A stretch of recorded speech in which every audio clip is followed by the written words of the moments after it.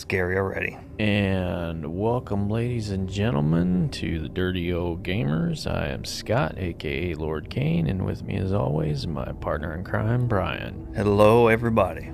And today we are going to play a game based on the tales from H.P. Lovecraft called Dagon. You can find this on Steam, and it's free to play for now. I'm expecting just some lighthearted fun. All right. Go into the options. Yeah, looks pretty good to me. Let's see, audio. Turn your... sounds. Gotta leave them up. Yeah. Based on story and atmosphere, you will not find difficult choices. Action sequence information here. The movement is limited to progressing through locations along with the plot. I am writing this under an appreciable mental strain, since by tonight I shall be no more. Well, that starts out cheerful. Right. Oh. During the game, you will encounter interactive elements. Some of them will allow you to continue your journey. Others reveal interesting facts about the original short story, its historical background, and the author. Some of the trivia is hidden. In order to find the secrets, focus your eyes and look for the Elder's Sign. Okay. You can also access all the found facts later. They will be available in the main menu.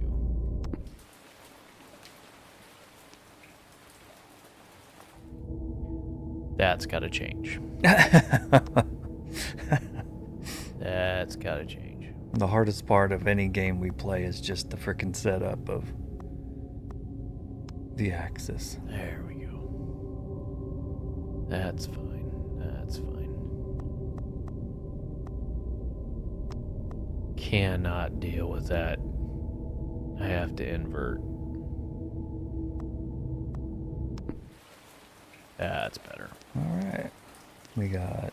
Penniless, and at the end of my supply of the drug which alone makes life endurable, I can bear the torture no longer, and shall cast myself from this garret window into the squalid street below. Okay. Cheerful. Do not think from my slavery to morphine that I am a weakling or a degenerate. When you have read these hastily scrawled pages, you may guess, though never fully realize, why it is that I must have forgetfulness or death. Okay. He's had a rough go of it. It's lunchtime. Oh no. Make sure to drink water. Just got yelled at. Scared the shit out of me. So he's not much of a housekeeper. Oh. Morphine. Morphine entered into the use in the 19th century and was routinely administered to treat severe pain during the American Civil War and World War I. It was also sold without restrictions until 1914. All right. Morphine became more popular after the invention of the hypodermic syringe around 1854. Friedrich Suterner, who first isolated the substance, originally named it morphium after Morpheus, the Greek god associated with dreams. At the time when Dagon was published, morphine abuse, known as soldier's disease, already posed a big problem in the United States.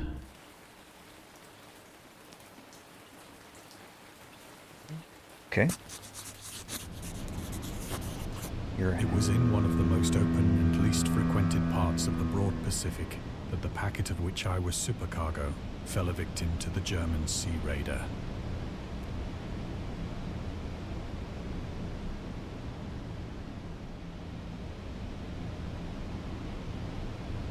All right. That looks awful modern.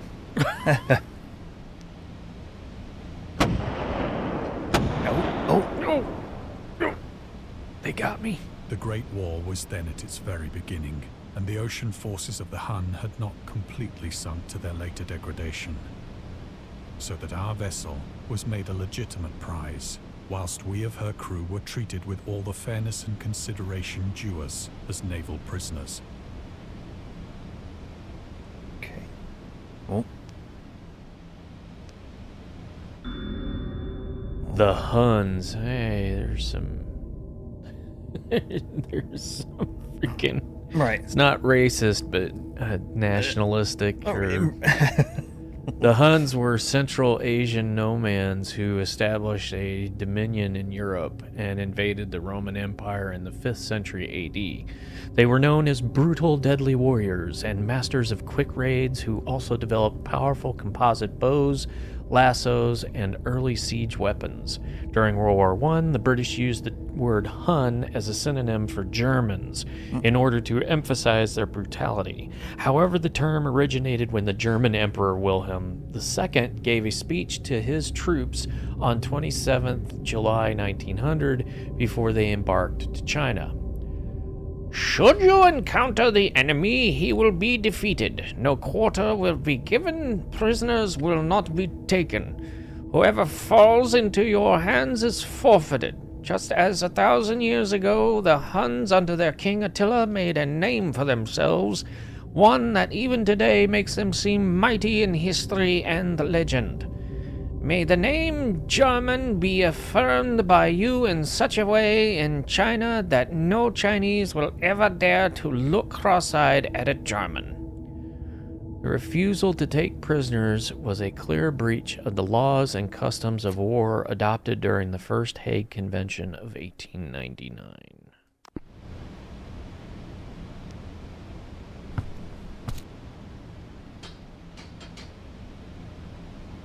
So liberal, indeed, was the discipline of our captors, that 5 days after we were taken, I managed to escape alone in a small boat with water and provisions for a good length of time.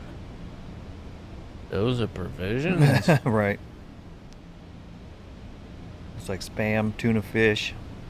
Spam, spam, spam, spam, spam, spam, spam, spam. And his morphine's in there, I'm sure, too. No, he didn't have morphine When I yet. finally found myself adrift and free, I had but little idea of my surroundings.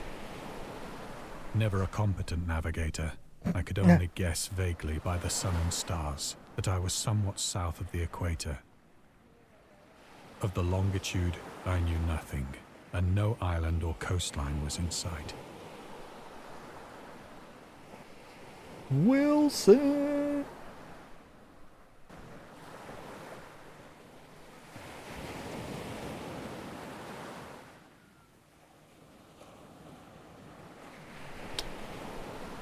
Oh. Head for the moon. For the moon. The weather kept fair, and for uncounted days I drifted aimlessly beneath the scorching sun, waiting either for some passing ship or to be cast on the shores of some habitable land. Where is the sun? I see the reflection, All right. but I don't see the sun.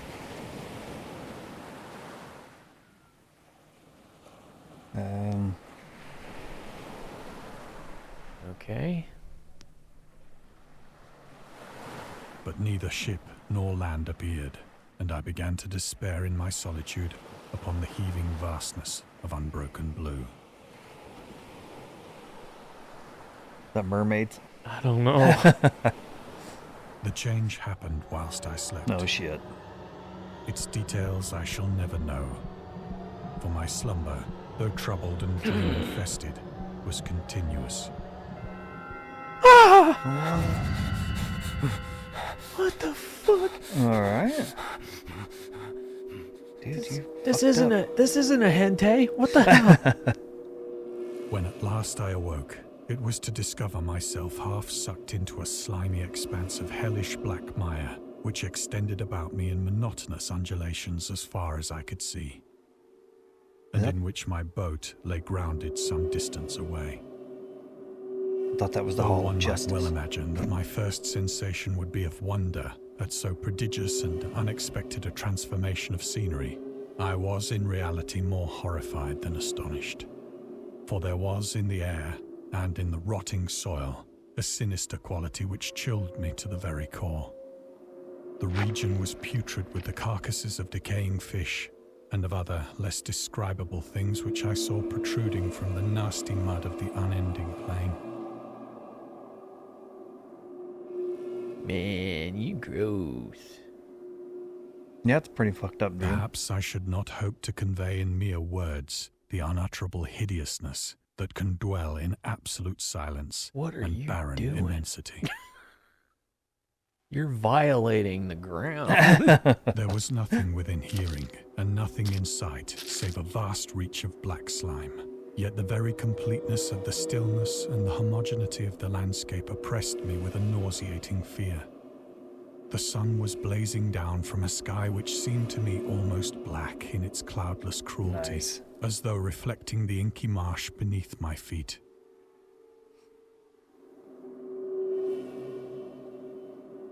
It's like a cool place. I mean, you know, real cool. Oh, finally. Anything else? No, okay.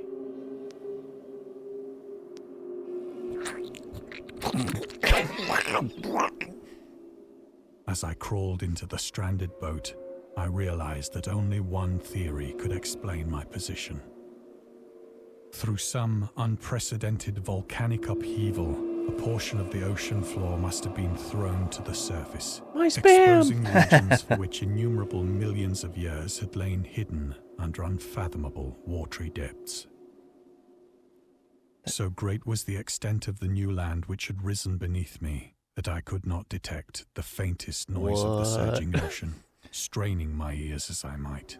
Yeah, the big pulsing ooze pile out in the distance there. Nor were there any seafowl to prey upon the dead things. I don't Which see... I will soon be. Uh-oh.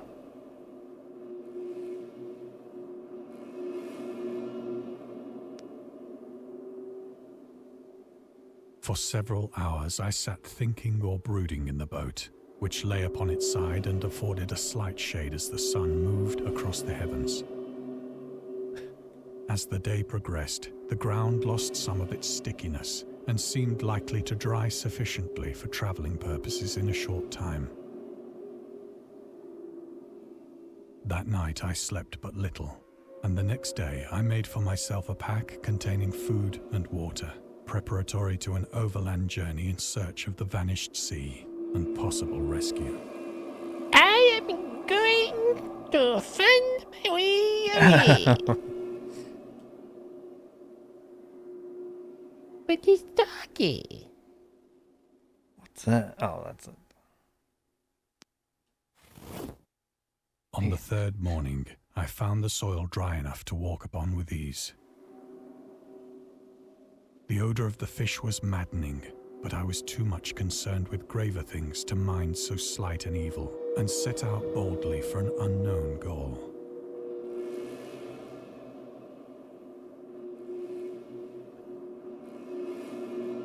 What is that?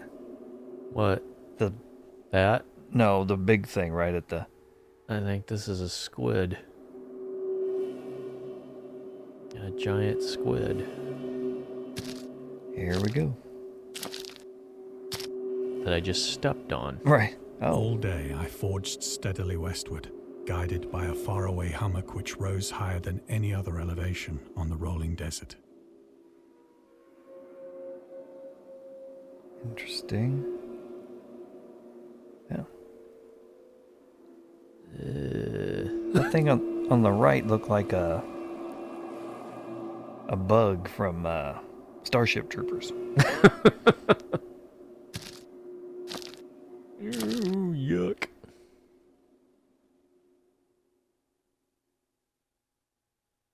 Oh, awesome. Yeah, I wouldn't enjoy this place. No. That night, I encamped, and on the following day still travelled toward the hummock, though that object seemed scarcely nearer than when I had first espied it. Maybe I should get my vision checked. He's very calm considering all this too. Oh, question mark. What? Down there you go. Oh. the creator of the Cthulhu mythos and the fictional underwater city of Riley, was convinced that life could not exist at the bottom of the ocean because the water pressure would make it uninhabitable. Today we know that the darkest depths of the ocean are home to many peculiar organisms. The deepest dwelling fish we have discovered so far, the Mariana snailfish, can live about 8,000 meters, more than 26,000 feet, below the ocean's surface, in never-ending darkness and at hellishly crushing pressures, hundreds of times stronger than those found at sea level.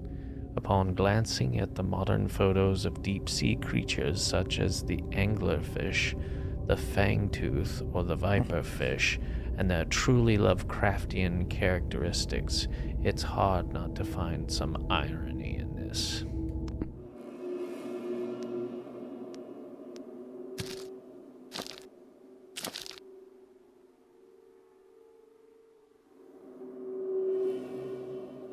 By the fourth evening, I attained the base of the mound, which turned out to be much higher than it had appeared from a distance. An intervening valley setting it out in sharper relief from the general surface. Too weary to ascend, I slept in the shadow of the hill. I know not why my dreams were so wild that night. But ere the Fumes, wind man. Yeah, fantastically take a look gibbous around you, moon dude. had risen far above the eastern plain. Gibbous. I was awake in a cold perspiration, determined to sleep no more. Such visions as I had experienced were too much for me to endure again. And in the glow of the moon I saw how unwise I had been to travel by day. Without the glare of the parching sun, my journey would have cost me less energy. Indeed, I now felt quite able to perform the ascent which had deterred me at sunset. Picking up my pack, I started for the crest of the eminence.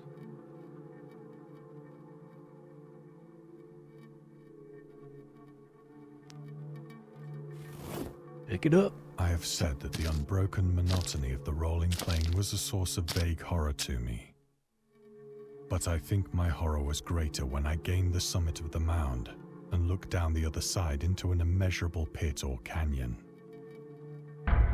whose black recesses the moon had not yet soared high enough to illumine. I felt myself on the edge of the world, peering over the rim into a fathomless chaos of eternal night. Through my terror ran curious reminiscences of Paradise Lost, and of Satan's hideous climb through the unfashioned realms of darkness.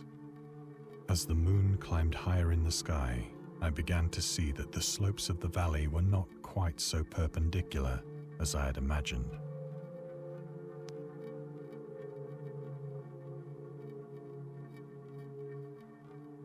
This is kind of trippy.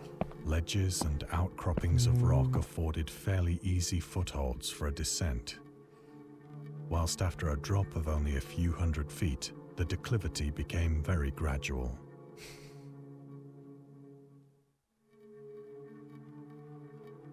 Man. Good luck. Urged on by an impulse which I cannot definitely analyze, I scrambled with difficulty down the rocks and stood on the gentler slope beneath. What do we got going on there? In the background there. The giant Gazing into the Stygian deeps, rectangle. where no light had yet penetrated.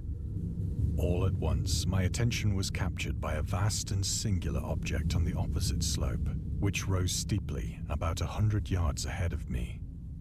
An object that gleamed whitely in the newly bestowed rays of the ascending moon.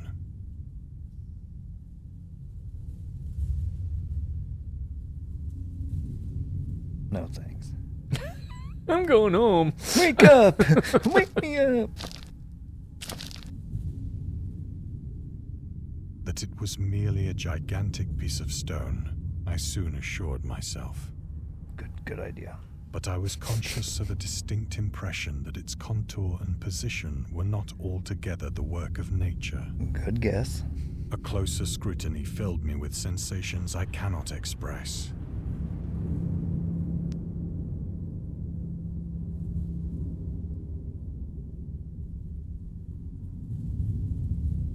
Can't they just go Don't back walk up the towards hill? it. Don't go towards it. For despite its enormous magnitude and its position in an abyss which had yawned at the bottom of the sea since the world was young, I perceived beyond a doubt that the strange object was a well-shaped monolith, whose massive bulk had known the workmanship and perhaps the worship of living and thinking creatures. Dazed and frightened, yet not without a certain thrill of the scientist's or archaeologist's delight, I examined my surroundings more closely. Yep, that's mud. I'd say that. A lot of mud and water, big sky, and creepy, unnatural rock formation. Mm. The moon, now near the zenith, shone weirdly and vividly above the towering steeps that hemmed in the chasm, and revealed the fact that a far-flung body of water flowed at the bottom, winding out of sight in both directions and almost lapping my feet as I stood on the slope. I can't see my feet. Across the chasm, the wavelets washed the base of the Cyclopean monolith, on whose surface I could now trace both inscriptions and crude sculptures.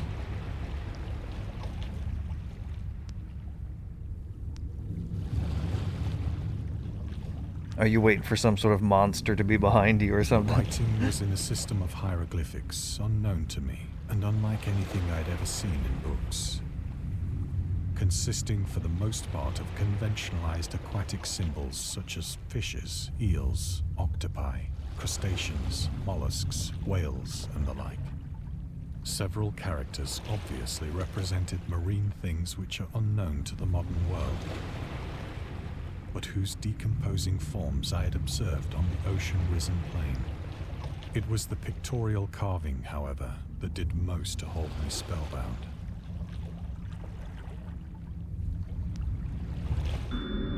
Oh. Dagon contains many themes and storytelling methods that Lovecraft developed in his later works, such as telling the story through carvings at the Mountains of Madness and the Nameless City, journals and characters' notes, The Shadow of Time, The Haunter of the Dark, islands emerging from the ocean, The Call of Cthulhu, or fictional beings and deities based on real events and mythologies, The Mi-Go and the Whisperer in Darkness.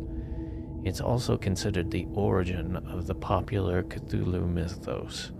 Some of Lovecraft's other stories also conclude in a manner similar to Dagon, but let's skip the details in order not to spoil the ending. Uh-huh. Plainly visible across the intervening water on account of their enormous size were an array of bas-reliefs whose subjects would have excited the envy of a Doré.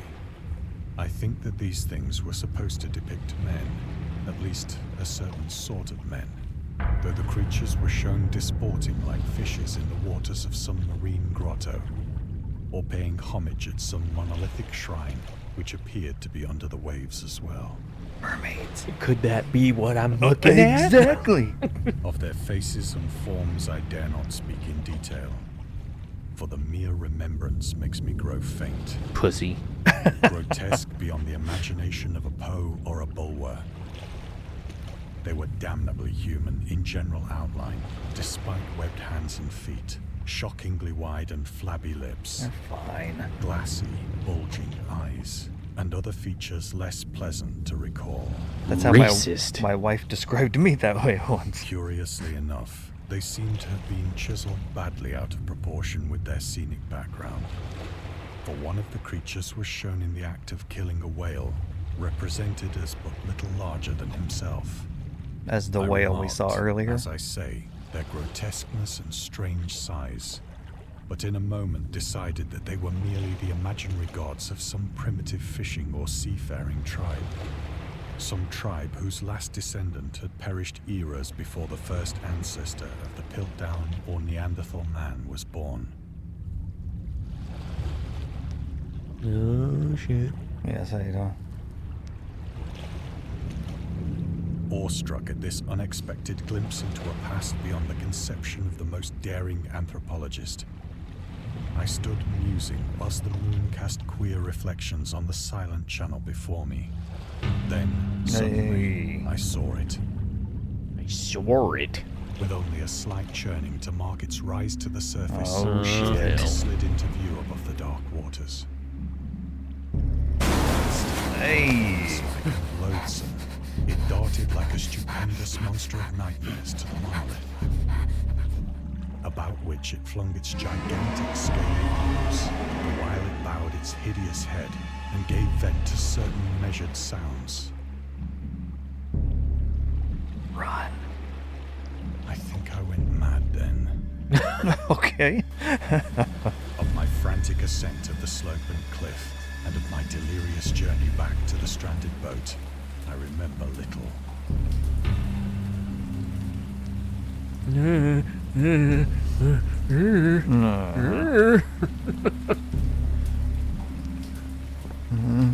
Get me out of here! I believe I sang a great deal and laughed oddly when I was unable to sing. Okay.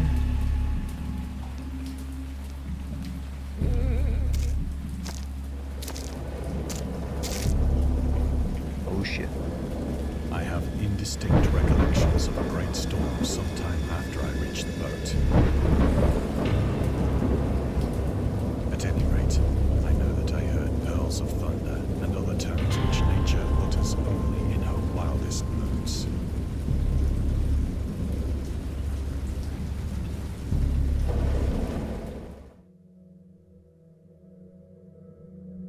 What? When I came out of the shadows, I was in a San Francisco hospital. Okay. Brought thither by the captain of the American ship which had picked up my boat in mid-ocean. In my delirium, I had said much, but found that my words had been given scant attention.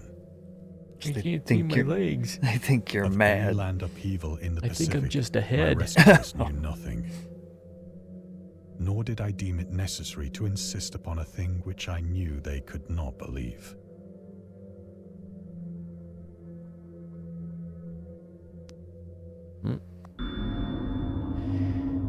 Lovecraft was a prominent figure in the world of amateur journalism. In 1915, he started publishing his own journal called The Conservative, which included political and social commentary, poetry, short stories, and literary criticisms written by him and other authors. Howard was a skilled wordsmith, but he also took criticisms to heart, which resulted in his decision to step away from writing poetry and concentrate on weird fiction again, for the first time since his teenage years. Dagon, published in 1919, is one of the short stories written during that period.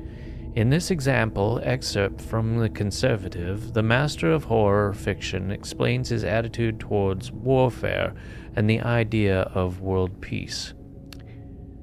Why any sane human being can believe in the possibility of universal peace is more than the Conservative can fathom. Should the entire civilized world agree simultaneously to disarm, one or more nations would undoubtedly retain secret armaments and at the proper time take advantage of their more altruistic and less astute contemporaries in a wild career of conquest against unarmed victims. No country is or ever can be above warfare until the basic impulses of the human animal shall have miraculously changed.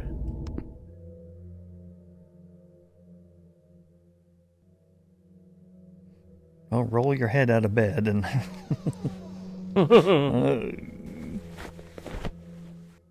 Once I sought out a celebrated ethnologist. and amused him with peculiar questions regarding the ancient Philistine legend of Dagon, the fish god.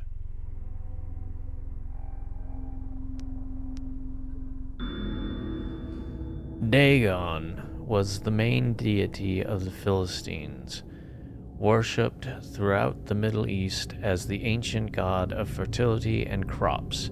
In Hebrew, the word Dagon was a common noun for grain. The rulers of Akkad, Mesopotamia, chose him as the patron saint of their war conquests. He also appeared as the judge of the dead in an Assyrian poem and an underworld prison warden in one of the Babylonian texts. He is often mistakenly taken for a fish god due to the wrong interpretation of his name, as in Hebrew the word dag means fish. In H.P. Lovecraft's works, Dagon is an underwater deity ruling over the deep ones, a humanoid race with fish traits that resides in the oceans. He is worshipped by a secret cult called the Esoteric Order of Dagon. Okay. Got it.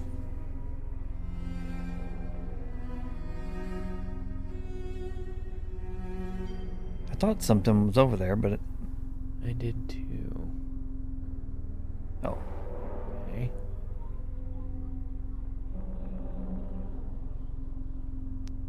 Strange sounds. Well, because you're mad, you see. But soon perceiving that he was hopelessly conventional, I did not press my inquiries.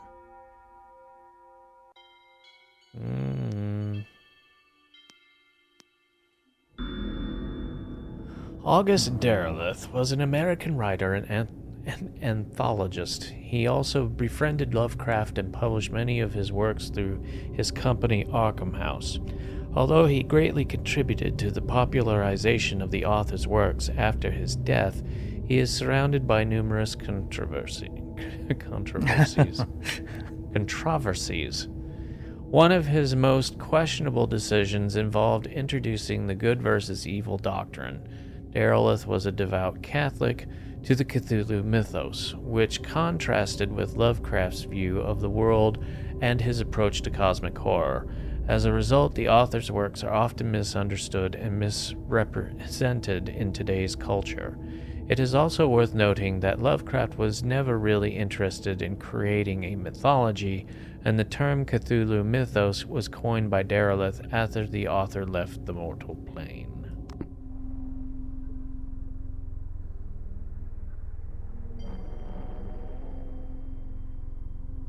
Okay.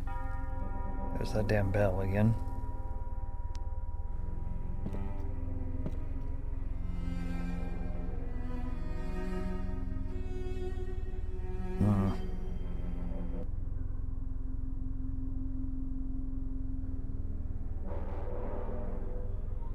Okay.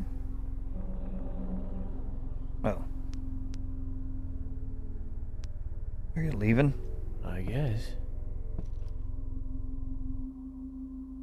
After wandering around, It is at here we night, go. especially when the moon is gibbous and waning, that I see the thing. I tried morphine, but the drug has given only transient surcease and has drawn me into its clutches as a hopeless slave. So now I am to end it all, having written the full account for the information or the contemptuous amusement of my fellow men.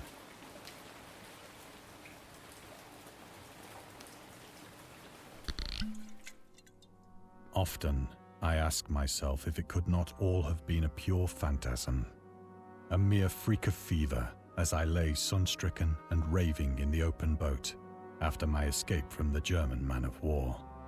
This I ask myself, but ever does there come before me a hideously vivid vision in reply. I cannot think of the deep sea without shuddering at the nameless things that may at this very moment be crawling and floundering on its slimy bed, worshipping their ancient stone idols and carving their own detestable likenesses on submarine obelisks of water-soaked granite. I dream of a day when they may rise above the billows to drag down into their reeking talons the remnants of puny, war-exhausted mankind. Of a day when the land shall sink, and the dark ocean shall ascend amidst universal pandemonium.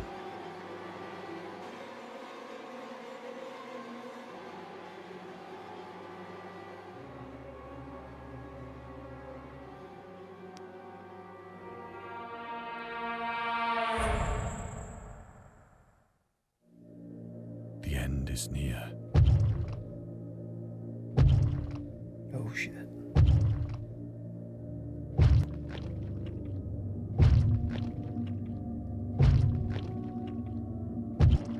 I hear a noise at the door, as of some immense slippery body lumbering against it.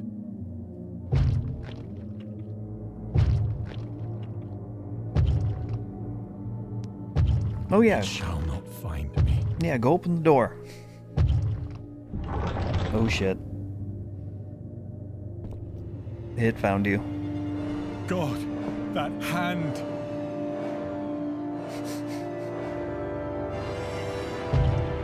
The window! The window!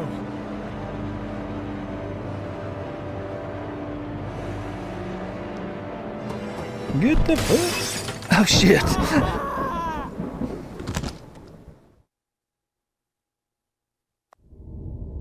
Oh. Holy Okay. crap. Well, that was cheerful. Yeah, Sam. Awesome. I mean, not at all what I expected, Okay. but Well, okay. We have 2 DLCs, but we'll do that. We'll save that for another episode. Oh, yeah. That was That was really weird, man. yeah. But that's pretty What- much what it's- Lovecraft. right? so. Exactly. So Yeah, I mean it's here's going to be the big question. Is it a game? no. Cuz you really have no agency. You're just literally We're just moving through a the story. Yeah. Yeah, there's no. I mean it's You're not- interesting what they've done here. Yeah, Um interesting concept and what they were going for, but I'm glad it was free. oh yeah, yeah. I'm glad it was short. Yeah. I But, mean, it's I can't really recommend this. Yeah, I mean, if you've got nothing to do, and I mean, if you're You've if you're a gotta be a fan. Lovecraft, Yeah, if you're a you've gotta Lovecraft be a fan, fan. it's an interesting Someone that, experience. yeah, someone just skimming through looking for a horror game or Just- something yeah. comes across this. Yeah, 10 minutes they're out. yeah, Once it came up and said, "You will not run, you will not push buttons." yeah. But hey, something to try, right? Yeah, and like I said, there's the 2 DLCs there, and maybe we'll take a look at them in another episode. Down the line. But anyway, Hope you're all still awake. yeah, I hope so. Anyway, check out our Patreon. You'll find that in the description below. And as always, I am Scott, aka Lord Kane. He is Brian, and we're the Dirty Old Gamers. And remember to like, comment, See ya, everybody. see ya.